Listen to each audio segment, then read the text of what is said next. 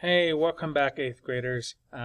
This is Mr. Young again. We're going to be working on Unit 2, Lesson 3. And the learning target today is I can calculate slope using the formula. Now, first thing first, I want to be consistent with what we've been using. As you can see, the formula is written in the packet. Let's just change that back to y2 minus y1 over x2 minus x1. This way we can be consistent with everything that we've been doing. So now we're ready to take on the first example. Okay, so here when you're given a line and they did not give you a point or points on there, so you have to find your own. So the step one is try to find 2 points. So what I'm going to do here is I'm going to travel along the red line from left to right. So right away, I have my first point right here because it's on the corner, right? Not the next or the next or the next, but then the one up here would also be on the corner. So the hardest part is to find those points. Make sure that they're on the corner. If they're not on the corner, we cannot use it. Second, step 2, we're going to label the points. So the first point is given, and so the first point is found, and the coordinate for that would be 3, 0. So that's my first point. The other point is 4, because I have to first start from the origin, I have to go to right 4 and then up 4. So 4, 4. So I have my 2 points. Now I can label the points on there, and then now I'm going to label them as to what letter they belong to. So the first one here, this would be x1, y1. The second one would be x2, y2. Yep. So there's a lot of work at the beginning to label and name them. Okay, but once you have it down, it would just be like everything we've been doing. So up top, we're going to have y2 minus y1. So y2 is 4 minus y1, which is 0. In the bottom, I'm going to have x2, which is 4, minus x1, which is 3. So now we're going to go ahead and simplify them. Up top, 4 minus 0 is 4. In the bottom, 4 minus 3 is 1. So the slope of this line is 4 over 1.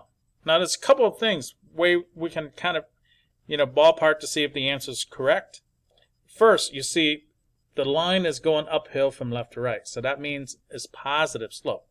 So 4 over 1 is positive.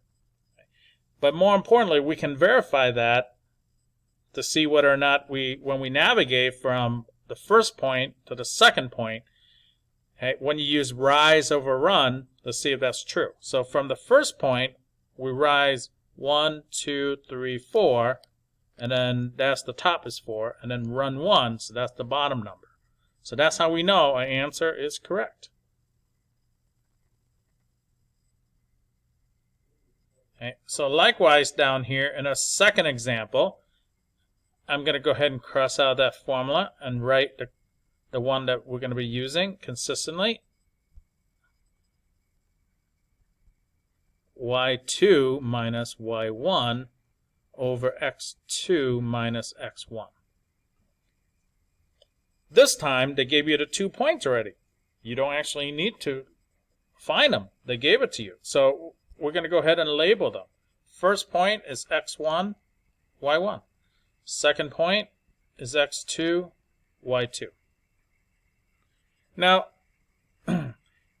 since they gave you the points, you don't actually need to use the graph, since the method of solving is to use the formula.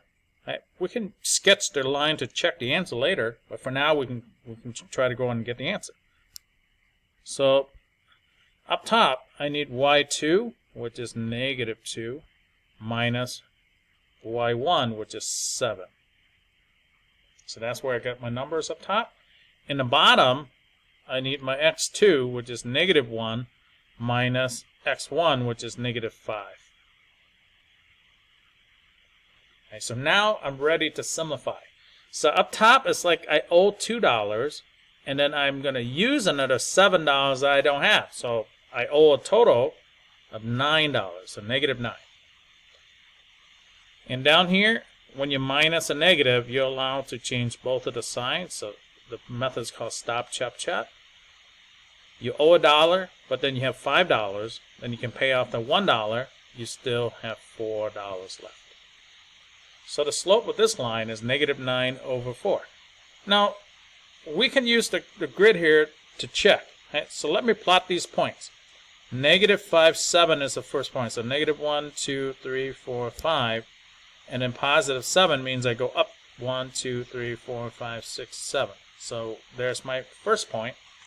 My second point is negative 2, meaning I got to go left. I'm sorry, negative 1 means I have to go left 1 and then down 2. So now I can connect them. This is the line. Right? The answer of this problem is negative 9 over 4, meaning it's the negative slope, meaning from left to right is going to go downhill. So yep, that works so far.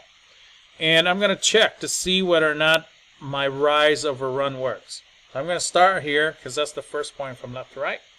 And I'm going to go down 9. Let's see. 1, 2, 3, 4, 5, 6, 7, 8, 9. Yep. And then I'm going to run 4. 1, 2, 3, 4. Yep. So I'm back on the line. So that's how I know my answer here works. Okay, so in summaries, how do you do it? At first, you got to make sure you label the points. Right. And then second, use the formula. Right. And then check. So there you have it. That's how you find the slope of a line using the formula. Anyway, thank you for listening. Now I'm going to ask you to go and try some of the problems on your own. And then I'm going to bring us back. And then I'm going to go over any questions you have. So anyway, thank you for listening.